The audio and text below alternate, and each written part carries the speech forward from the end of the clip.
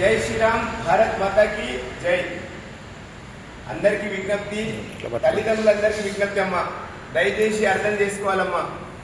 ఈరోజు మన ఏరియాలో కొంతమంది అన్యమతస్థులు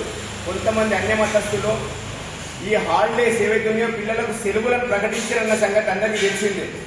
ఈరోజు పిల్లలని అడ్డు పెట్టుకొని వీళ్ళు ఏం చేస్తున్నారంటే సమ్మర్ క్యాంప్ పేరుతో పిల్లలందరినీ గ్యాదర్ చేసేసి మేము బయట విహారయాత్రకు తీసుకెళ్తాము, పిల్లలకు ఆహ్లాదంగా ఉంటుంది, ఎండలు కొడుతున్నాయి కదమ్మా, మీ ఇంట్లో పిల్లలు ఉంటే లేజీగా తయారవుతారు, మేము అట్లా తీసుకొస్తామని చెప్పేసి అన్యమతస్థులు, అర్థం చేసుకోండి, అన్యమతస్థులు ఎవరైతే ఉన్నారో వాళ్ళు ఈ రోజు దినం పిల్లల్ని గ్యాదర్ చేసుకుని విహారయాత్ర పేరుతో మతం మార్చే ప్రయత్నం చేస్తున్నారు.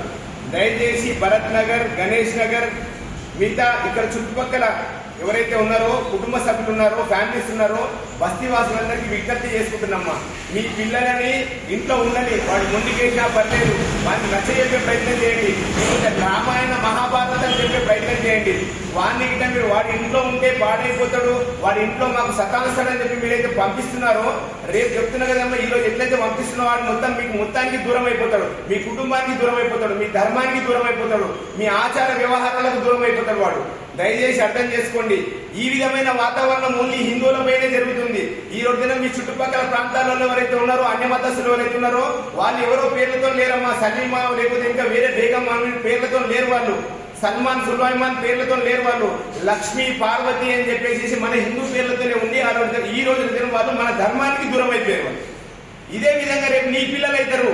తల్లిదండ్రులందరికీ విజ్ఞప్తి చేస్తున్నామ్మా, ఈ రోజు మన భరత్ నగర్ లో చాలా మంది ఈ విధంగా ఈ రోజు అన్య మతస్థులు వచ్చి పిల్లలని చిన్న పిల్లలని తీసుకొని అమ్మ ఇంటింటికి వచ్చి మీ పిల్లల్ని మా దగ్గర పంపండి విహారయాత్ర పేరుతో తీసుకెళ్లి మతం మార్చే ప్రయత్నం చేస్తున్నారు.